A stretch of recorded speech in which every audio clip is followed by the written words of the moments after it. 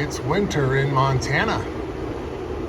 Winter came pretty quick and fast here in northern Montana, and it's sort of squelched my ability to go up and do summits on the air peaks. And the photo parks are just as sparse. Weather should be looking up again in January. I got some plans to go with some buddies to do some parks. But this is why you haven't seen me post too many videos lately. However, hey, it's this channel's 100th subscriber just signed on. A landmark for me, and it's also the 1-year anniversary of the site. So I want to take the time to thank the subscribers and the viewers and a few special hams who have helped me along the way. Also would like to tell you about what's coming up in the next year, so stay tuned. Hey, I'd like to give a sincere thanks to all you viewers and subscribers who've made my YouTube channel so much more rewarding and successful than I ever thought it would be. I do this for fun in hopes that you'll find my videos entertaining, educational, and maybe motivate you to go activate some of these peaks and parks that I do. So thanks again. I'd like to give you a sort of summary of how I felt last year went, what I have plans for next year, and some very special thanks to some very special ham people that's helped me get to where I am today.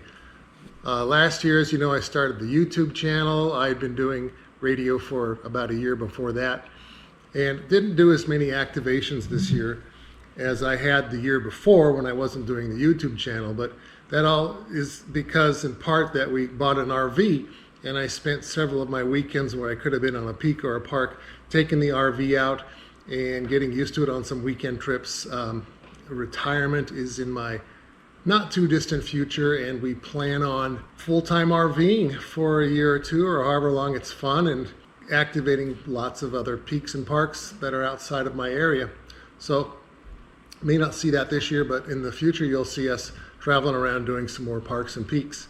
One of my major accomplishments this year was to learn FT8. I found it fascinating, and my goal was to get FT8 up on a mountaintop or a park where it's totally portable. And I had the hardest time wrapping my head around the software and connecting it to a laptop. And I want to thank Dave Hertzberg, K7MTD, for holding my hand and helping me get this all put together. I spent a couple days at his house and lots of emails, and we finally got this thing going. And what I do, I take a little tiny cheap laptop. This is the Evolve 3. I learned about this on Ham Radio Crash Course's website. There's a video he put together about this specific laptop, and I'll put a link to that up in the top here. But it's a very inexpensive laptop. At the time it was $60. It's about $120 now, but cheap enough that it works. It's not that powerful, but for the FT8 software it's perfect.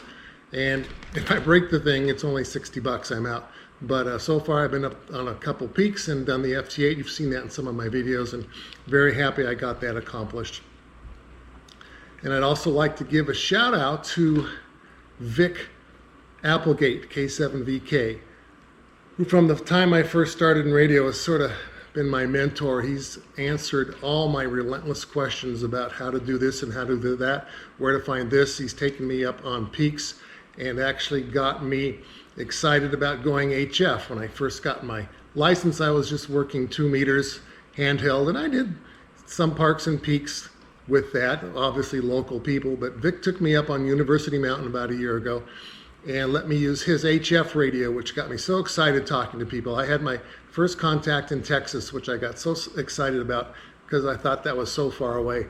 Anyway, he got me so excited I went out and bought a real radio, Elecraft KX3, which I'm using exclusively now. I still use the handheld, but I want to thank Vic for all the time he's put in with me, for me, to get me to where I'm going.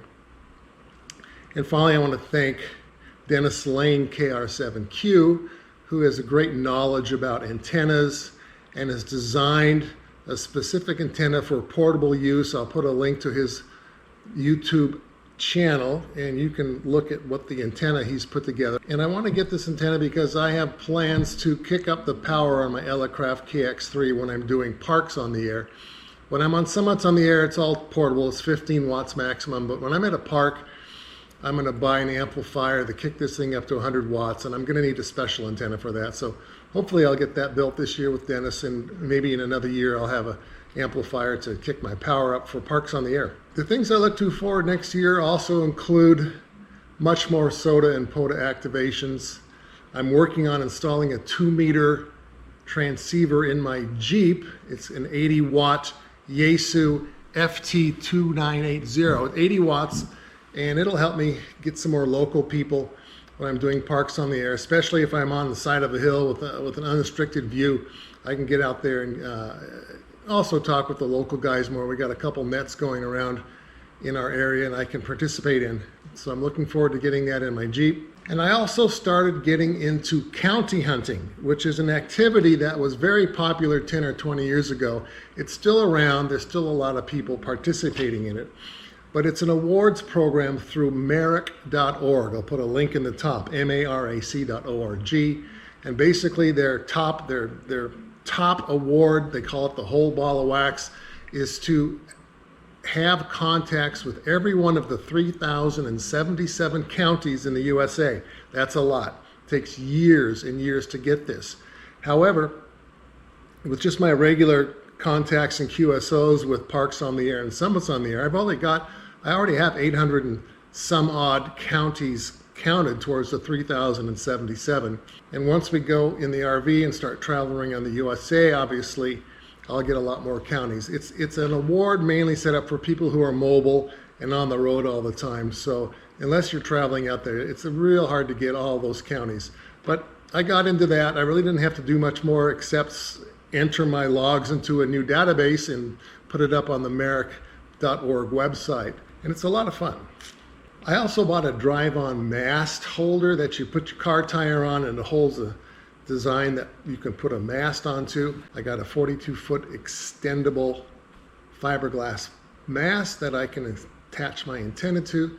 The idea being in the cold winter when it gets cold, I can go do a POTA park within the confines of my Jeep and have the antenna right on the Jeep. It takes 5 minutes to set up. I don't have to freeze myself, and I should get a lot more propagation. So I got one of those. I haven't hooked it up yet. I'll show you a picture of it here, but it's something I'm looking forward to. And finally, again, I want to thank my 3 mentors, K7MTD, K7VK, and KR7Q, who know so much more about radio than I do and have been instrumental in helping me get myself up and running to the level I am. So thanks, guys. I really appreciate it. I look forward to doing more activations with you this coming year. And I especially want to thank all of you again for making my channel so successful. I really appreciate it. And I look forward to you seeing a lot more of me in the next year. Hey, and if you haven't ordered my new book available at Ham Radio Atlas stores nationwide, let me know. 50 Shades of Gray Line, how to get 88s instead of 73s from your XYL. And as usual, if you like my videos and would like to see more, please like and subscribe in the links down below. I appreciate it.